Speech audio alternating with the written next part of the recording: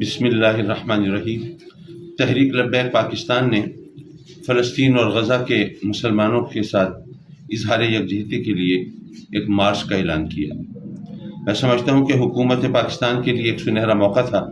کہ وہ اپنے دامن پر لگے ہوئے دھبے کو دھوتا، کہ جس طرح پہلے یہ ایک تاثر تھا کہ پاکستان میں تو فلسطین کا جھنڈا لہرانا یہ بھی قابل تعزیر جرم ہے، تو ظاہر ہے کہ یہ بات بہت زیادہ شرمناک تھی۔ تو اس موقع پر اس مارچ کا ساتھ دے کے اس الزام سے جان چھڑائی جا سکتی تھی، لیکن ہماری حکومت نے اور پنجاب حکومت نے جو کچھ رویہ اختیار کیا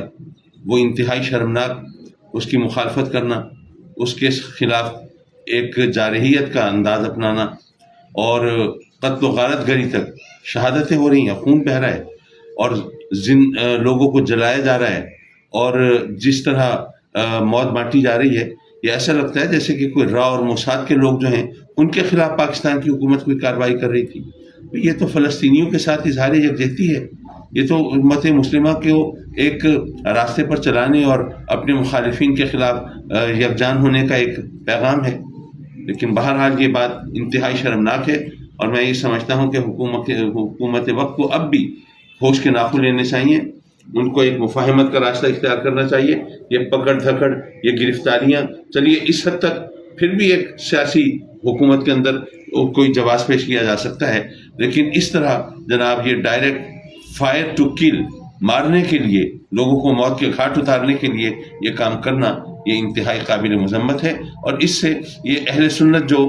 درود و سلام پڑھنے والے ہیں، جو عشاق رسول ہیں، جو ہمیشہ درس محبت دیتے ہیں اور جنہوں نے کبھی تخریب کاری، دہشت گردی کا راستہ نہیں اپنایا، یہ ان کو گویا آپ اشتعال دلا کے انہی صفوں میں شامل کرنا چاہتے ہیں اور نان ایشوز کو ایشو بنانا چاہتے ہیں۔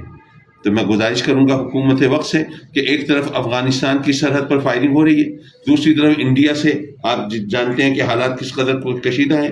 خیبر پختونخوا اور بلوچستان کے اندر جو ناگفتہ ہوئی صورتحال ہے وہ بھی ہم جانتے ہیں۔ ایسے میں پنجاب جیسے صوبے کو اگر آپ امن اور فساد کا گہوارہ بنا دیں، اس کا مرکز اور گڑھ بنا دیں، تو اس سے زیادہ بے تدبیری اور بے عقلی اور کیا ہو سکتی ہے۔ تو اس لیے میں یہ سمجھتا ہوں کہ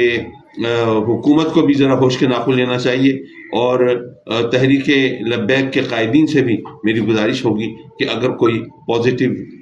راستہ نکلے، کوئی مثبت سوچ سامنے آئے، تو وہ انہیں بھی اس سے گریز اور احتیاط نہیں کرنی چاہیے۔ وہ اس لیے کہ وقت کا تقاضا ہے، یہ ملک کی سلامتی کا معاملہ ہے، اور یہ امت مسلمہ کے مفادات کے تحفظ کی بات ہے۔ بہت شکریہ۔